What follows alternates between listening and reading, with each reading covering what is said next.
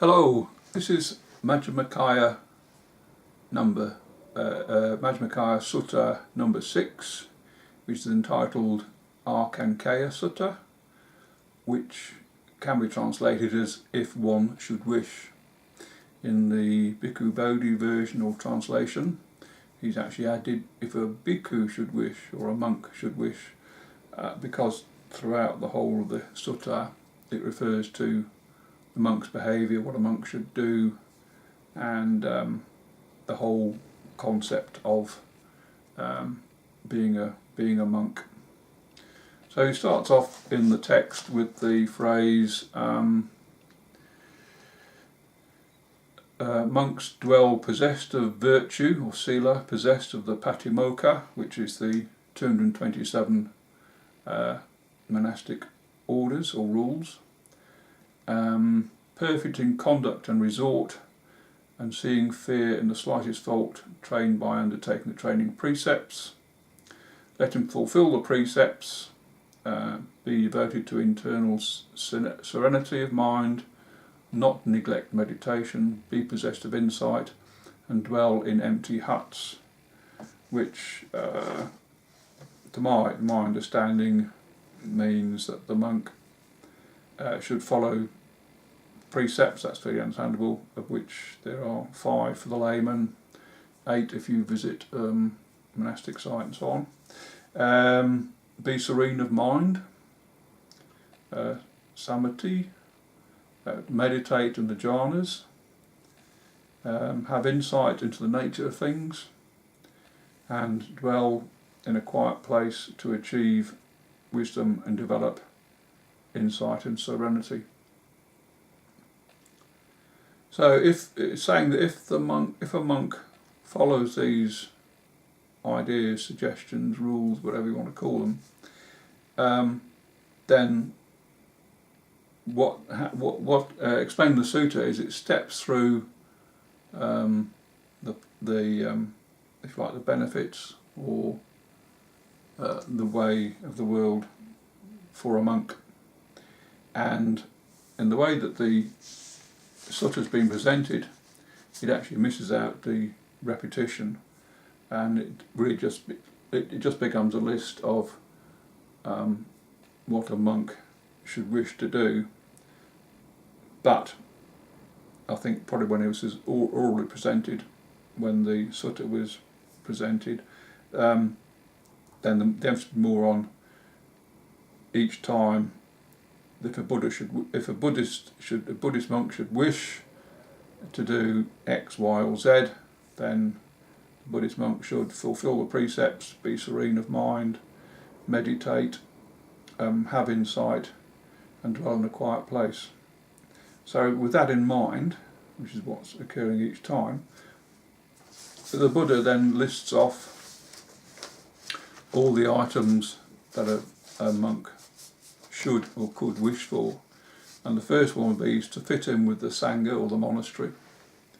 The second one would be to receive clothing, food, a place to rest, and medicine, which are the 4 requisites of a monastic life. To wish that those who provide these requisites, that they get benefit, merit, karma. That those who have passed on receive karma or recognition for remembering the monk. So that, if you like, seems a bit the wrong way around. It's not the monk remembering those who passed on, but those who passed on should remember the monk. And I suppose this fits in with the concept of Indian or Asian belief systems about the existence of ghosts and so on and so forth, that are there to look over or look after the living. If the Buddhist monk wishes to conquer discontent and delight, that is, remain content, follow the orders of the monastery. To conquer fear and dread, and to enter the 4 jhanas or states of meditation without difficulty. So again, this is prefaced by the items I stated before, just as a reminder that if the monk fulfills the precepts, is serene of mind, meditates, has insight, has a quiet place to achieve wisdom, develop insight, then they should be able to conquer fear and dread, should be able to enter the 4 jhanas without difficulty, should be able to attain the 4 formless states, arupa samadhi, which achieves a feeling of equanimity. And the 4 formless states are beyond the vivid light, move to a blackness of space, realise the infinity of consciousness, the base of nothingness, and the base of neither perception nor non-perception. Following, if the monk follows the precepts, serene of mind, meditates, insight, dwelling in a quiet place, they should become a stream enterer after the destruction of the 3 fetters. And the 3 fetters are identity view, doubt in Buddha, and following rituals and rules. The next one that a monk should achieve is to become a once returner, i.e. return only once more in human form. So that's after the 3 fetters are destroyed, as in the previous step, plus attenuation of the 3 defilements of greed, hatred and delusion. Now the next step, as you can see, this is stepping further and further into the Buddhist belief system through each of these steps. So they're in a sort of order. So it started off with joining the Sangha. I've now got through to step 11, which is to become a non-returner, i.e. achieve Nibbana, by destruction of the 5 lower fetters. And the 5 lower fetters are the 3 fetters previously mentioned, which is identity view, doubt in the Buddha, and belief in rituals and rules. And the 2 that are added are destruction of sensual desire and ill will. And then moving on to the 12th item that a monk should achieve if they follow the basic ideas of fulfilling the precepts, be serene of mind, meditate, achieve insight, and dwell in a quiet place. They should then achieve supernormal powers, and there's a list within the sutta of those supernormal powers, which includes walking through walls, walking on water, diving through earth, flying like a bird.